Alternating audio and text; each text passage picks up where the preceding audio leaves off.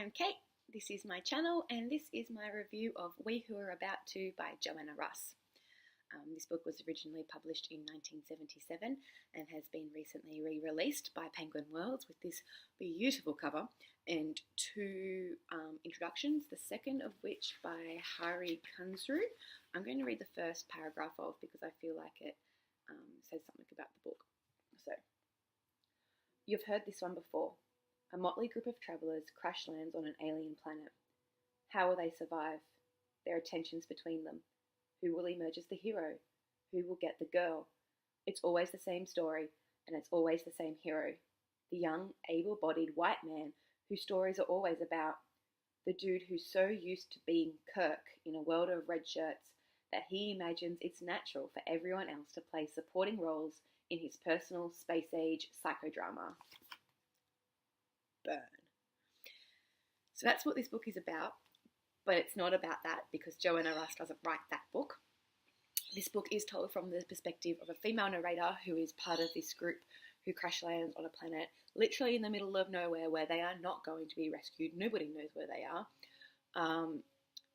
And the group decides that they are going to reproduce. They are going to create a new society so that when they are eventually rescued, possibly in several centuries' time, there'll be someone there to be rescued and that to tell their story. And the narrator is not okay with that. The narrator does not want to be bred like livestock.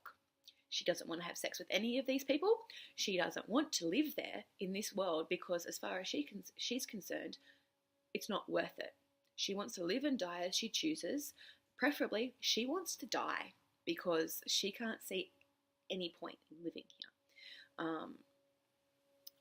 And as soon as she voices her dissent from this plan, as soon as this woman refuses to consent to being bred, all of the rest of the group takes a massive step back and they're like, whoa, calm down. Why are you being so disagreeable? Can't you see that we're trying to do what's best for everybody and you need to do your part for what's best for everybody? So that was really chilling. There's obviously lots of commentary about Russ's usual themes of sexism and privilege and storytelling that focuses on the man and how that can be inverted or how that can be looked at from a different angle, I suppose. But I want to say that I've heard a lot about this book and that's the plot that I was expecting, which was the plot for this 120 odd page book, except in the last third something very different happened and I was not okay with it because I wasn't expecting it. So I'm going to tell you what happened because I feel like people need to know because it changes the reading experience drastically. What happens in the last third is that the narrator murders everybody, including a 12-year-old girl,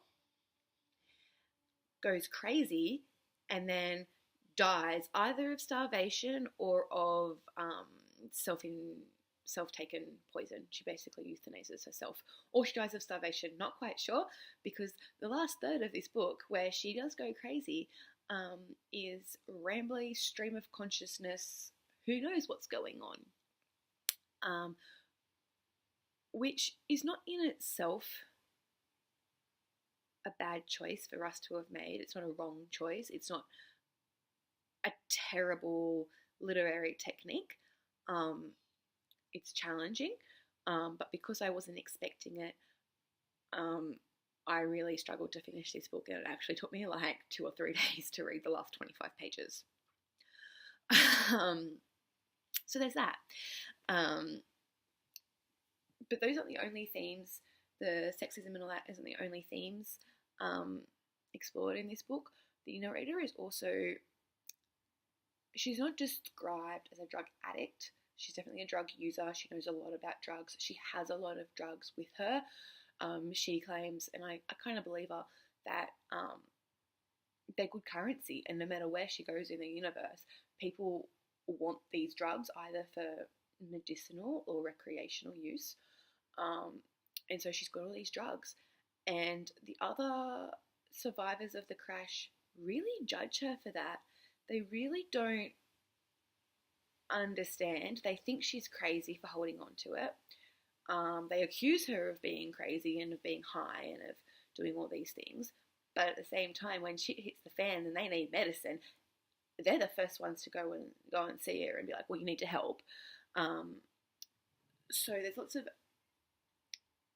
that sort of stuff going on as well, and that's eventually where she gets the poison from that maybe she uses to kill herself with, or maybe she doesn't. The other thing I really wanted to talk about was the fact that the narrator of this story was not a hero. She stood back a lot and she watched the dynamics of the group.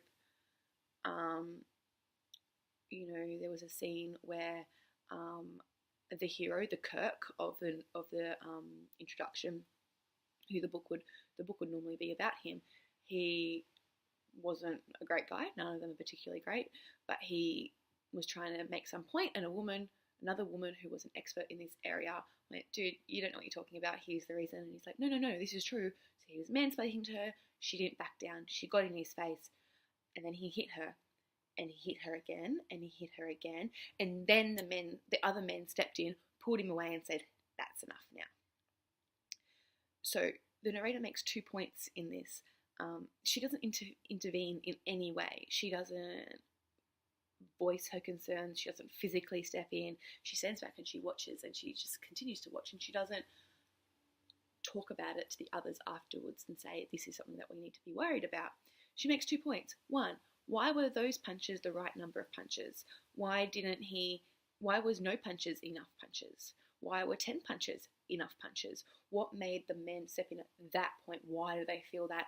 I think it was 3 punches. Why do they feel like that was enough to get his point across? And why did they feel that it was okay for him to make his point in that way? The second point she makes about this event is that in a little while, he's going to realise that there were no consequences for punching this woman.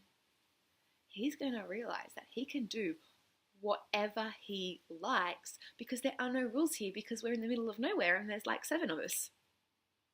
And you are the young, fit, alpha male dude who is usually the hero. So he can pretty much get away with it. And that realisation, when the narrator pointed that out to me, really freaked me out. But she didn't intervene. She didn't share these concerns or these opinions or these thoughts with anybody. Then, of course, she kept threatening to kill herself with her store of drugs, to take enough to just go away. And she didn't do that. And even when she ran away, they came and got her and brought her back because she's a child bearer. They need to protect her. And then she killed them all. But I think it was cowardly of her to not just kill herself and let them live out their experiment and suffer the consequences.